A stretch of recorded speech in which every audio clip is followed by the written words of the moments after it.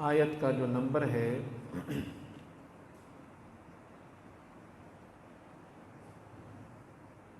111 है। 111 एक एक एक। आयत का नंबर 111 है, पारा नंबर 11 है।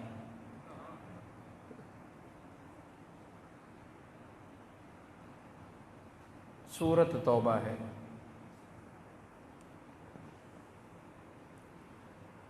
ये जो सूरत है ना, ये तौबा की, ये भी कमाल सूरत है। अल्लाह ताला ने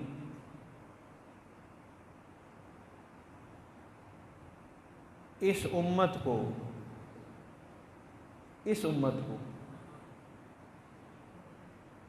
तौबा की हर सूरत अता फरमाई है।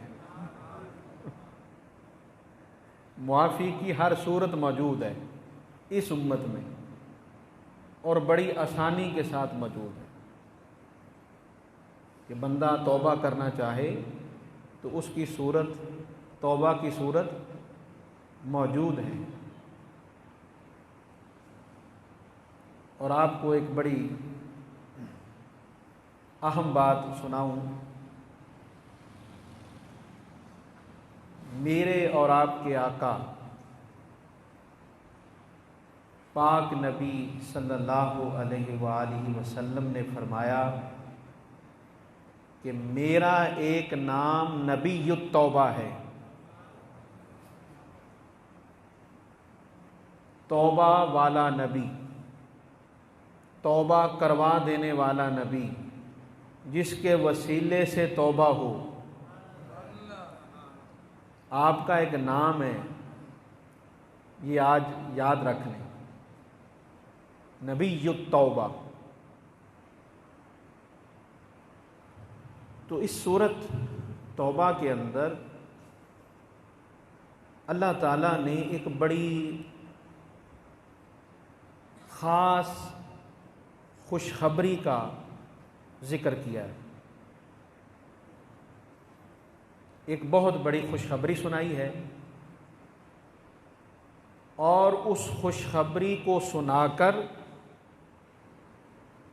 उस खुशखबरी पर खुशी करने का हुक्म इरशाद फरमाया है।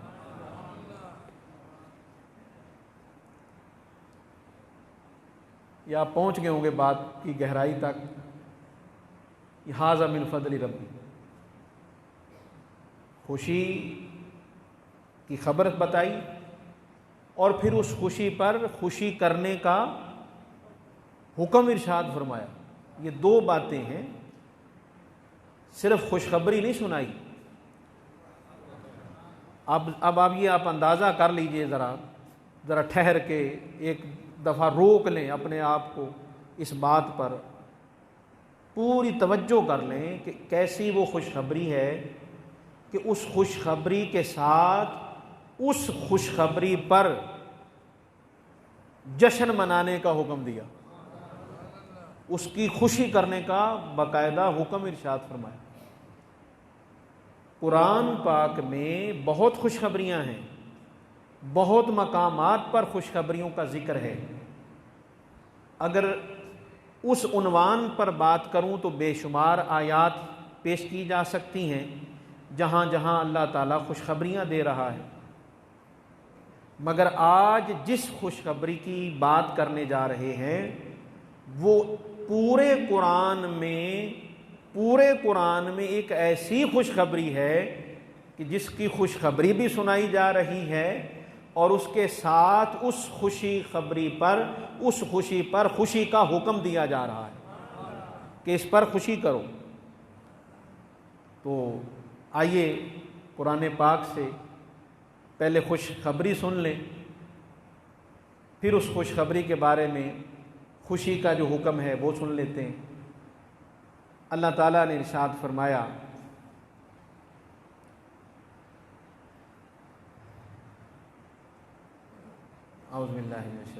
बिस्मिल्लाहिर्रहमानिर्रहीम। अल्लाह ताला ने इरशाद फरमाया, इन्नल्लाह हश्तरा मिनल मोमिनीन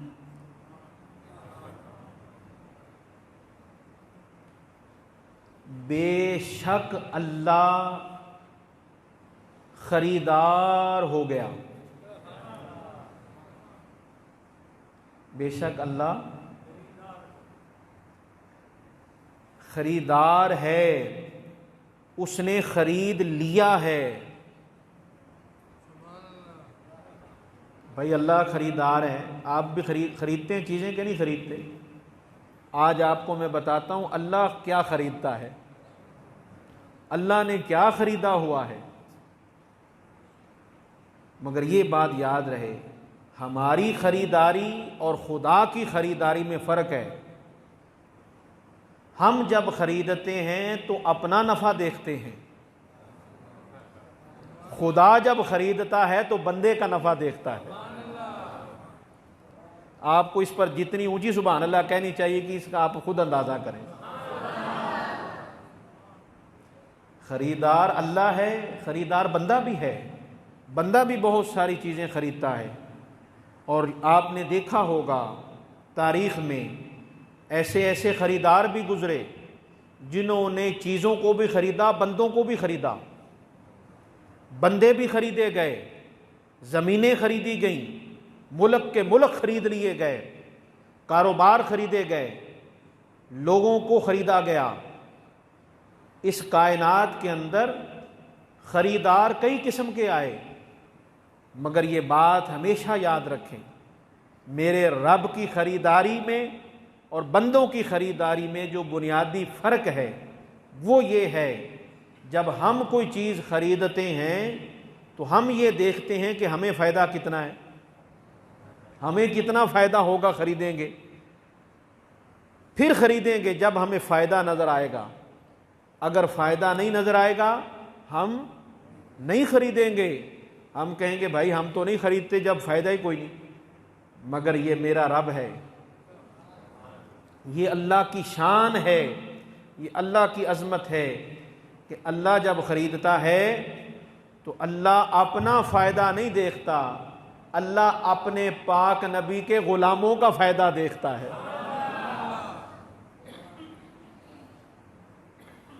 मैं कुर्बान जाऊं, कैसे कैसे अल्लाह के रंग हैं।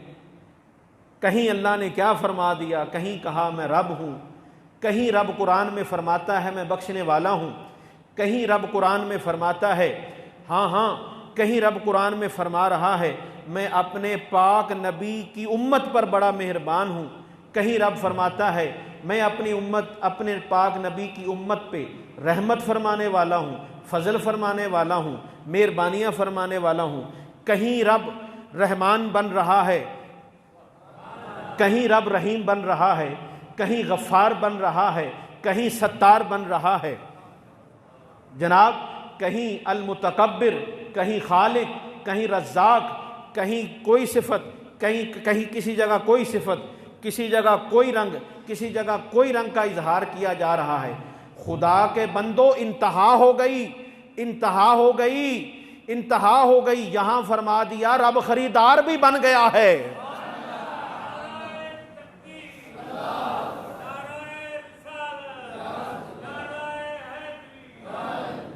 अल्लाह की कसम इंतहा हो गई। कहीं कोई किसी रंग में बात की, कहीं किसी रंग में कहा कि मैं इस उम्मत पर ऐसे मेहरबान हूँ, कहीं अलीम कहा, कहीं खबीर कहा, कहीं जनाब रऊफ़ कहा, कहीं रहीम कहा, कहीं करीम कहा। हाँ जी, सारे रंग रब बताता गया। और कुर्बान जाएं उसकी करम की इंतहा पर, उसकी करम की इंतहा किसी ने देखनी हो कि अल्लाह इस उम्मत पर, अपने पाक नबी की उम्मत पर कितना करीम है, तो ये देख लो। रब फरमाता है जान भी मैंने दी, माल भी मैंने दिया, खरीदार भी मैं खुद ही बन गया। इतने भी कोई कर्म करता है यार? ऐसा भी कोई खरीदार मिलेगा जो पहले दे कि ये ले लो, फिर बाद में कहे अब मुझे ही बेच दो? अल्लाह अकबर कबीरा। कुरान सुना रहा हूं, अल्लाह का करम सुना रहा हूं, खुदा के लिए गौर करें। भाई ऐसा भी कोई सखी है, ऐसा भी कोई करीम होगा खुदा के सिवा जो खुद ही दे, कि ये लो, और फिर कहे मुझे अब दे दो, अब मैं तुम्हारा खरीदार हूं, अब मैं तुम्हारा खरीदार हूं। तो रब फरमाता है मैंने खरीद लिया है, मैंने ये सौदा खरीद लिया। कौन सा सौदा खरीद लिया? अब ये समझना है कौन सा सौदा खरीदा है और किससे सौदा खरीदा है और किसकी मार्फत सौदा खरीदा है। क्या सबसे सौदा खरीदा है? क्या वो जो सब का रब है वो सबसे सौदा खरीदता है? नहीं, वो रब सब का है, सब का सौदा नहीं खरीदता, सब के साथ खरीदारी नहीं करता। तो भाई किससे फिर खरीदारी करता है? आइए कुरान से पूछते हैं, कुरान पाक से पूछते हैं। तो कुरान पाक ने फरमाया अल्लाह हर एक को सौदा नहीं लेंदा, अल्लाह हर एक से खरीदारी नहीं करता। अल्लाह जो है, अल्लाह की ज़ात जो है वो खरीदारी फरमाता है। अल्लाह ने खरीदारी के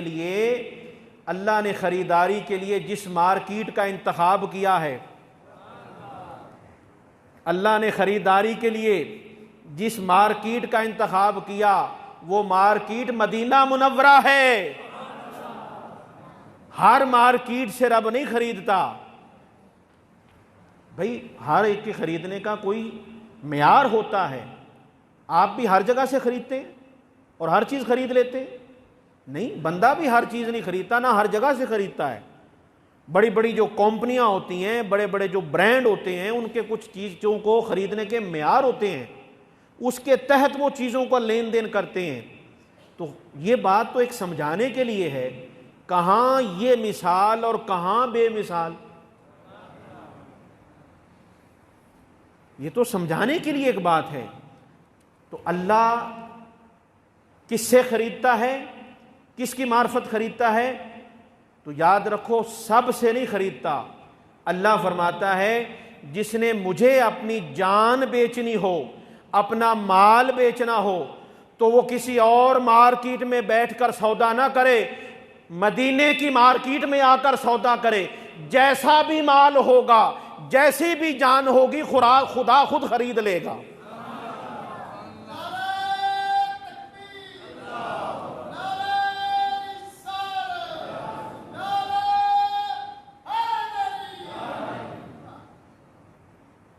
शर्त क्या है? ताल्लुक मदीने वाले से हो, निस्बत पाक नबी से हो। अगर पाक नबी से निस्बत नहीं, अल्लाह उसकी जान नहीं खरीदता, उसका माल नहीं खरीदता, उससे कोई लेन देन नहीं है रब का। तो कुर्बान जाएं, इस आयत पर अब आप गौर करते जाएं कि अल्लाह ने अपनी शान भी बता दी और अपने पाक नबी की शान भी बता दी। तो फरमाया अल्लाह खरीदार है किनका? मोमिनों का। किनका जी? बंदों का नहीं, लोगों का नहीं, किनका जी? मोमिन का। मोमिन होना शर्त है। तो जो मोमिन है अल्लाह उसका माल और उसकी जान खरीदने वाला है, खरीदार है, और अल्लाह ने खरीद लिया है। अब खरीद लिया, अल्लाह ने माल भी ले लिया, जान भी ले ली, तो बदले में क्या दिया? जब कोई चीज़ खरीदी जाती है तो कुछ दिया भी तो जाता है ना। जब हम अपना माल अल्लाह की बारगाह में पेश करेंगे, अपनी जान को अल्लाह की बारगाह में पेश कर देंगे, इसका मतलब भी समझ लें। जान और माल को पेश करने का मतलब क्या है कि हर बंदा ये समझ ले और जान ले कि मेरी ये जो जान है इस पर मेरा हक नहीं है, मेरे खुदा का हक है। मैंने इस जान से वो काम लेना है जो उधर से हुक्म है। जो अल्लाह ने मुझे माल दिया है, उस माल में मैंने वही तरीका इख्तियार करना है जो मेरे अल्लाह और उसके रसूल ने हुक्म दिया है। अब अल्लाह देता क्या है? अल्लाह ने ये सौदा किस बुनियाद पर किया? तो फरमाया बि अन्ना लाहुमुल जन्ना। फरमाया माल ले लिया है, जान भी ले ली, ये दो सौदे ले लिए और इसके बदले में उन्हें जन्नती बना दिया है, जन्नत अता फरमा दी है। क्या अता फरमा दी जी? सौदा सस्ता है कि महंगा है? खुदा दे बंदे सस्ता सौदा तो हर कोई लै लैंदा है। हाय हाय जी, पता चल जाए फलां चीज़ बड़ी सस्ती लभदी भी, फ़ायदा बड़ा ज़्यादा है, तो कोई बंदा पीछे हटेगा? बताएं। और इधर ख़रीदने वाला खुदा है और वसीला मुस्तफ़ा हैं, और फिर बंदा ना ख़रीदे, फिर ये सौदा बंदा ना करे, तो मुझे बताएं फिर उस बंदे के मुकद्दर माड़े हैं कि नहीं, जो ये इतना सस्ता सौदा भी ना करे। तो माल और जान जिसने अपने रब की बारगाह में पेश कर दी, रसूल पाक की बारगाह में पेश कर दी, अल्लाह उनका ख़रीदार हो गया, उन्होंने अल्लाह के साथ सौदा कर लिया। तो कहते हैं जब किसी अच्छे बंदे से सौदा हो जाए तो बंदे को परेशानी कोई नहीं होती। किसी अच्छे बंदे से, ईमानदार बंदे से कोई बंदा सौदा कर ले तो बंदे को अपनी रकम की फ़िक्र, कोई डर खतरा नहीं होता। बंदे को पता होता है यार ये तो बंदे ही बहुत अच्छे हैं, इनके साथ सौदा कर लो, लेन देन कर लो, कोई मसला नहीं है, पैसे नहीं डूबदे, कोई मसला नहीं बनेगा, जो वादा करेंगे पूरा करेंगे। तो खुदा भाई, इधर तो मैं बंदे की बात नहीं कर रहा हूं, मैं तो खुदा की बात कर रहा हूं। अल्लाह खरीदार है। अब यहां एक और बात बड़ी समझने वाली है, वो कौन है, वो कौन है, उनका भी कोई नाम है क्या अहदीस के अंदर, रिवायात के अंदर, जिन्होंने अपना माल और अपनी जान को पेश किया, मुकम्मल तौर पर अपनी जान और अपना माल पेश किया है, एक जर्रा भी अपना इख्तियार नहीं जताया, 1% भी ये नहीं कहा कि मेरा है। जिन्होंने भाई जब आपने चीज बेच दी फिर आप कहेंगे मेरी है? कोई बेवकूफी होगा जो बेचने के बाद कहे मेरी है। भाई आप उसके मालिक नहीं है। अब तो जब ईमान वाला ये सौदा कर देता है तो फिर वो ये नहीं कहता कि मेरा जिस्म मेरी मर्जी। हाय हाय हाय हाय, फिर ये बात नहीं निकलती, क्योंकि सौदा किया है अल्लाह के साथ, तो जिस्म तो, जान तो बेच दी, जिस्म तो पेश कर दिया, अपनी मालो दौलत को भी पेश कर दिया। तो फिर कोई मर्द, कोई औरत ये नारा ईमान वाला नहीं लगा सकता। लिहाजा ये याद रखो, ये नारा मोमिन का नहीं हो सकता, किसी मोमिना का नहीं हो सकता कि मेरा जिस्म मेरी मर्जी। ये नारा अगयार से आया है, ये नारा गैरों की तरफ से आया है। ईमान वालों का नारा ये होता है जिस्म भी खुदा का है, मर्जी भी खुदा की है, माल भी खुदा का है, मर्जी भी खुदा की है। तो आइए दो नाम सुन लें जिन्होंने अपना सारा माल, कंप्लीट माल पेश किया, कंप्लीट जान को पेश किया, और ये बताया, उम्मत को बताया कि हुजूर की बारगाह में माल कैसे पेश किए जाते हैं और जान कैसे पेश की जाती है। आइए सुनिए, जिस हस्ती ने, जिसने ये मिसाल देखनी हो कि सारा माल कैसे पेश किया जाता है, वो अबू बकर सिद्दीक को देख ले, और जिसने ये देखना हो जान कैसे पेश की जाती है, वो हिजरत की रात मौला अली को देख ले।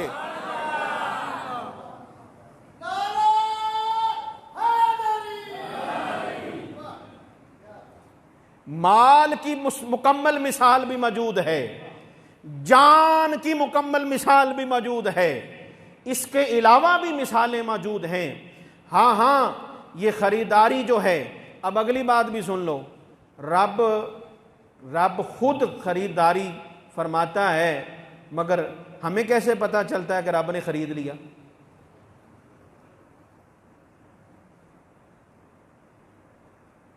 अल्लाह कोई आप आके तो कहता भी मैं अल्लाह आया खड़ा मत है मैं तेरा सौदा पे करना जी? नहीं।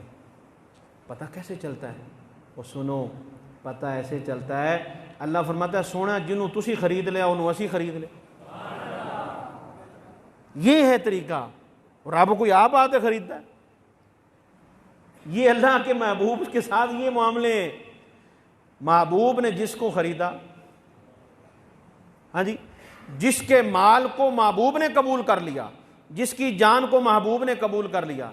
अब यहाँ एक और बड़ी ख़ास बात आपको बताना चाहता हूँ, शान अबू बकर सिद्दीक पर। मोहब्बत से कहें ज़रा सुभान अल्लाह। याद रखना, हुजूर हर एक का माल कबूल नहीं फरमाते थे। ये एक राज की बात है, आ गई है तो मैंने कहा मैं आपको सुना देता हूँ, क्योंकि मेरे पास हवाले मौजूद हैं। क्योंकि जिसके पास बड़ा हवाला मौजूद होना तो छोटे मोटे हवाले तो गिरद ही घूमते रहते हैं।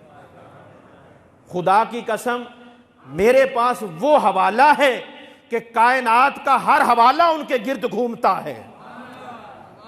हम तो उस हवाले की बात करते हैं, सब कुछ जिनके हवाले है, सब जिनके हवाले हैं, सब जिनके मतवाले हैं।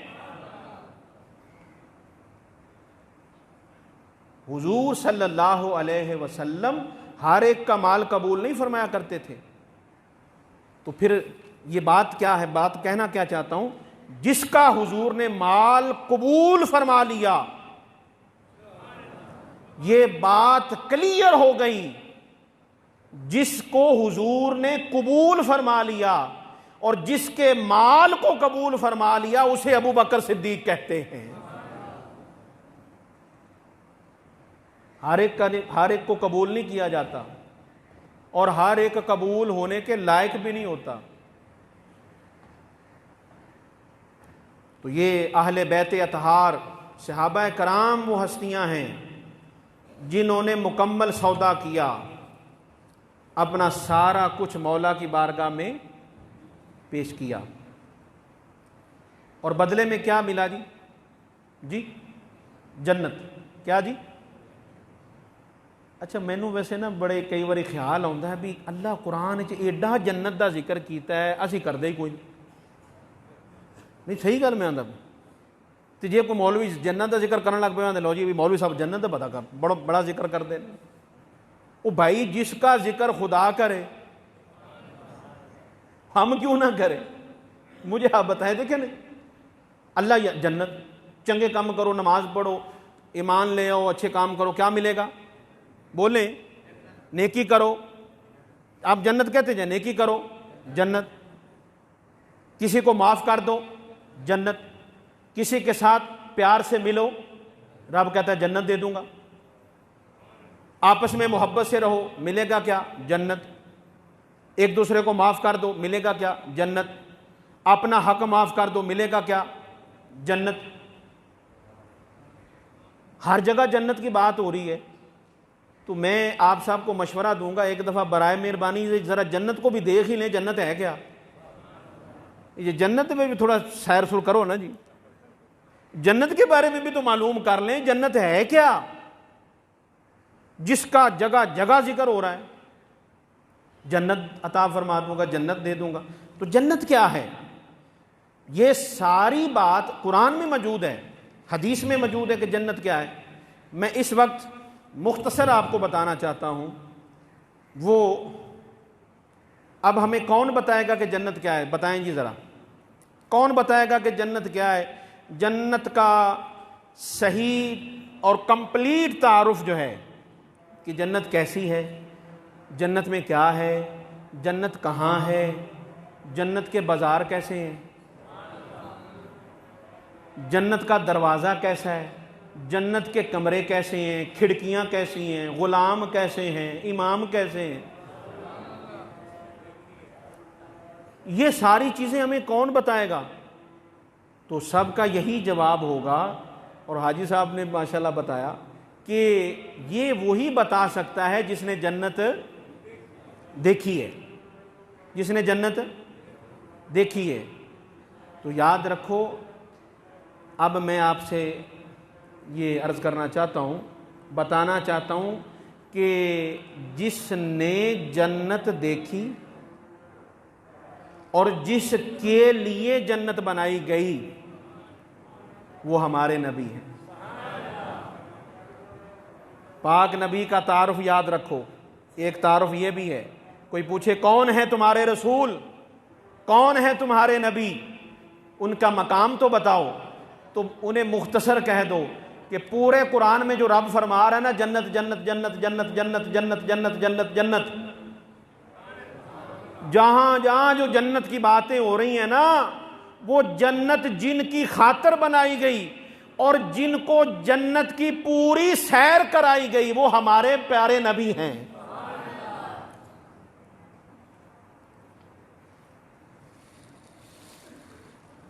जन्नत जी बड़ा कुछ है, जन्नत बल्कि सब कुछ ही है। अब जन्नत के बारे में ये याद रख लेंगे, कोई ऐसी सहूलत नहीं जो जन्नत में ना हो। ठीक है जी। जन्नत के बारे में बहुत सारी बातें हैं और मैं आपसे मशवरा दूंगा, आपको मशवरा दूंगा कि एक दफ़ा ज़रूर जन्नत के बारे में पढ़ें। हम इस पर इंशाल्लाह किसी जुमा पर पूरा एक उन्वान रखेंगे जन्नत के बारे में।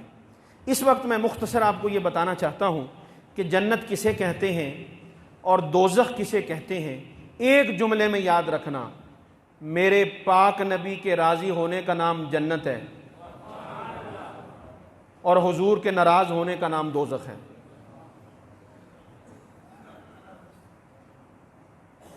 इस दुनिया के अंदर किसी नबी ने किसी को जब जन्नत देनी थी तो पहले खुदा से पूछा। कलीमुल्लाह जैसे नबी रसूल वो जन्नत देनी थी वो बुढ़िया माई को, तो पूछा जाता है, खुदा से पहले इजाज़त ली जाती है। जन्नत किसी को देने के लिए पहले इजाज़त ली जाती है। कुर्बान जाएं मेरे और आपके प्यारे नबी पर, रब ने जन्नत बना के सारी रजिस्ट्री महबूब दे ना कर छड़ी है। आका सारी जन्नत के मालिक हैं, सारी जन्नत की रजिस्ट्री महबूब के नाम है। भाई ये रजिस्ट्री सारी ना है तो फरमाया अल हसन वल हुसैन सैयदा शबाब या अहल जन्ना। ये हो रहे इस तो बड़ी केड़ी दलील है भाई। आपने फरमाया वो जो जन्नत रब ने हमें अता फरमाई है उस जन्नत के सरदार हसन और हुसैन है, सरदारियां अता फरमा दी। तो जन्नत तकसीम की। बताना यह चाहता हूं किसी नबी ने अपनी उम्मत को इतनी जन्नत तकसीम नहीं की जितनी जन्नत मेरे और आपके नबी ने उम्मत को तकसीम की है।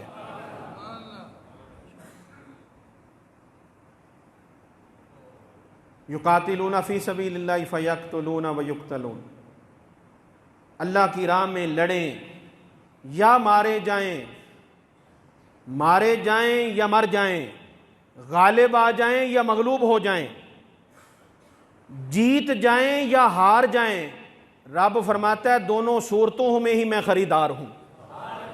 पता नहीं आपने क्या सुना और मैंने क्या सुनाया। आपने खरीदारी की हद नहीं हो गई, यह शर्त नहीं रखी कि जीतोगे तो खरीदूंगा। अगर जाहरी तौर पर हार भी गए, जंग हार भी गए,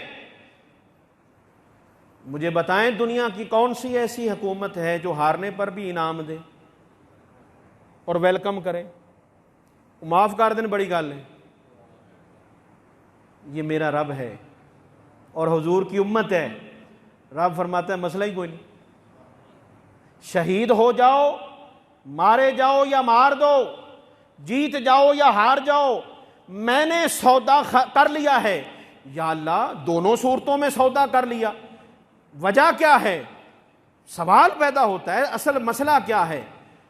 हार जाएं तब भी तेरे, जीत जाएं तब भी तेरे, गालिब आ जाएं तब भी हम तेरे हैं, मगलूब खुदा न खास्ता आ जाएं तब भी तेरे हैं। या अल्लाह इतनी मोहब्बत कैसे हो गई? ये असल मामला क्या है? तो जवाब आता है, खुदा के बंदे, मैंने ये सौदा तुझे देख के थोड़ी किया है, खुदा ने ये सौदा तुझे देखकर नहीं किया, मोहम्मद की जात को देखकर किया है।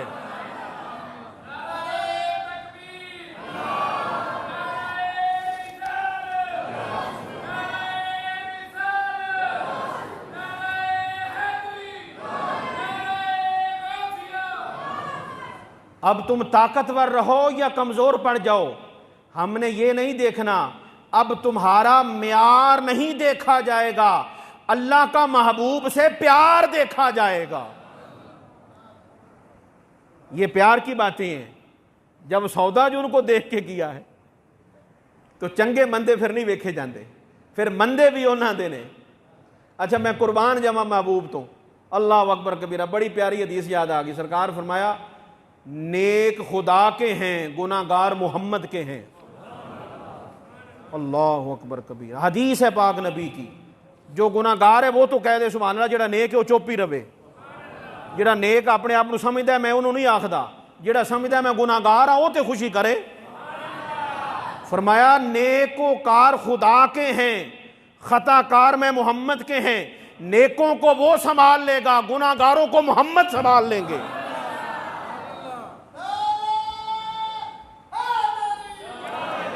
ये तो बातें बड़ी अजीब अजीब है, मैं तो कई बार चुप कर जाना, दसदा नहीं है तुहानू। हाय हाय हाय, ओ यार एंड नहीं हो गया भाई, वो कोई गुनाहगारां नूं भी सीनन लाउंदा यार। हाय हाय, पेरे साडे महबूब दी मोहब्बत है। देखो, वो जिस महबूब का हम कलमा पढ़ते हैं उनकी मोहब्बत देखो। गुनाहगार मेरे हैं यार। अब इस बात की जो इसकी लज्जत है और इसके अंदर जो असर है उसको ज़रा महसूस तो करो यार। गल खत्म नहीं कर छड़ी, फरमाया है नहीं मेरे पास गल खत्म नहीं। मैनू दसो सरकार, जो क़यामत वाले दिन कह देन या अल्लाह मेरा है, तो वह जहन्नम में की काम है? नहीं नहीं दसो ना मैनू, अल्लाह दी पनाह, ये हो ही नहीं सकता।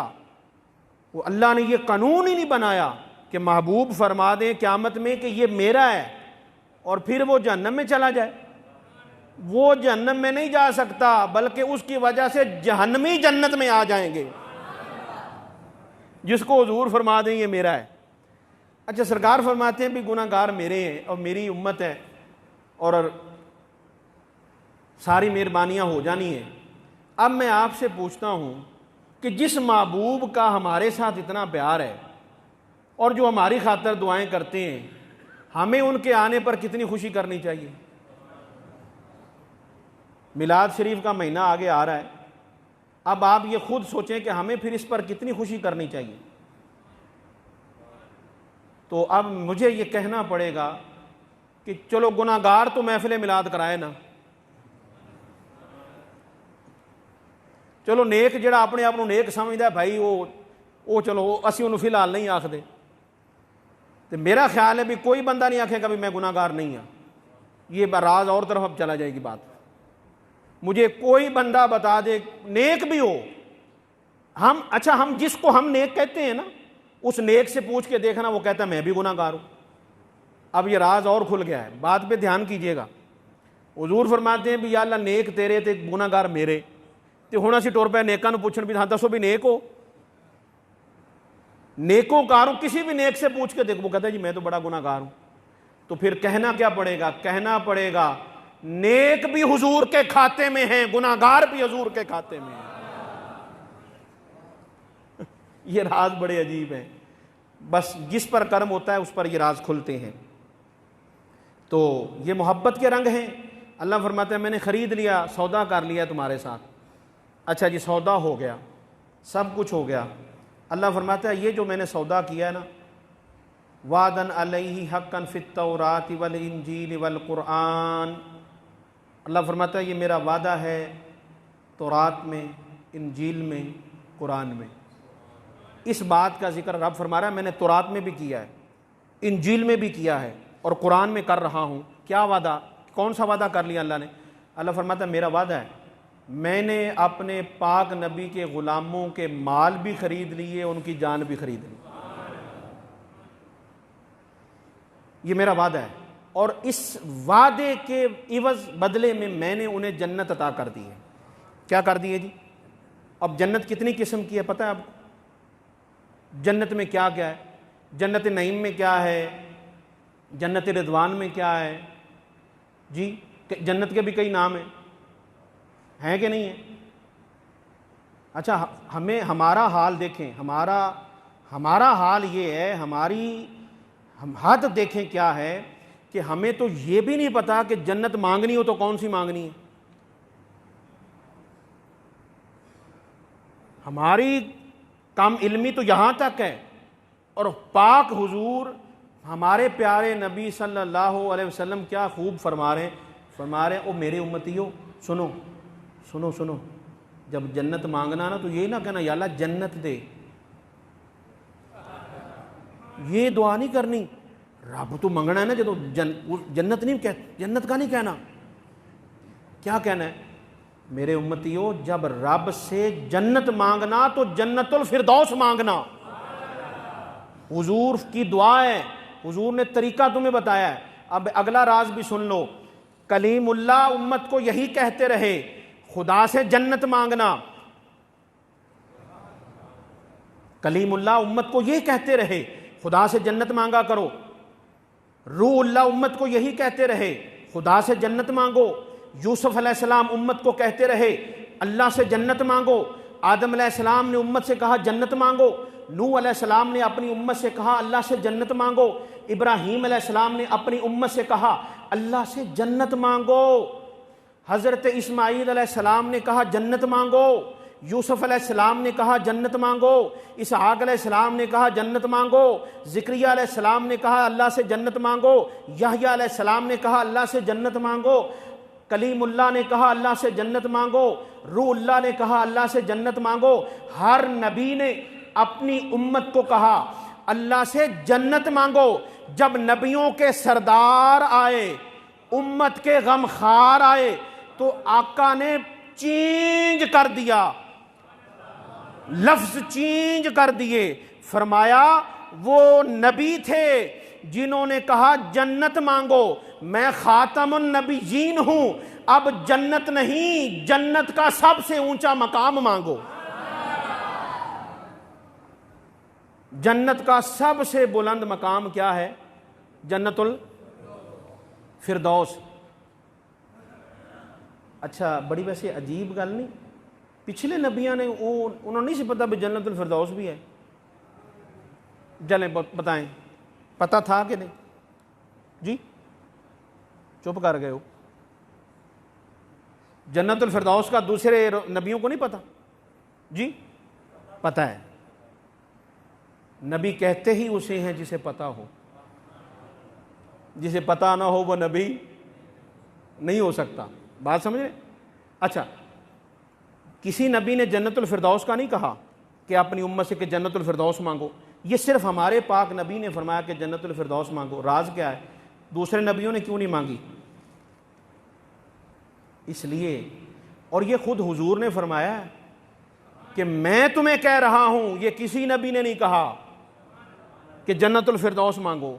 फरमाया हम तुम्हें बता रहे हैं कि अल्लाह से जन्नतुल फिरदौस मांगनी है, क्योंकि जो सारी जन्नतों में अलग अलग है, जो सारी जन्नतों में अलग अलग है, वो सारा जमा करके जन्नतुल फिरदौस में रखा हुआ है। वहां से सारा सिलसिला आगे जाता है, वहां से सारा सिलसिला दूसरी जन्नतों में जाता है। वो जो नहरें हैं, दूध की, पानी की, शहद की, शराबे तहूर की, ये जो 4 नहरें हैं ना, ये नहरें भी जन्नतुल फिरदौस से निकलती हैं। ये बुनियाद वहां से है, शुरू वहां से होती हैं। हाँ जी, और हुजूर पाक नबी के घर मुबारक से शुरू होती हैं। हाँ, पहले हुजूर के दर से गुजरे, फिर जन्नत के हर हर घर से गुजरे। ये उसूल रब ने बनाया है। तो जन्नतुल फिरदौस मांगा करो।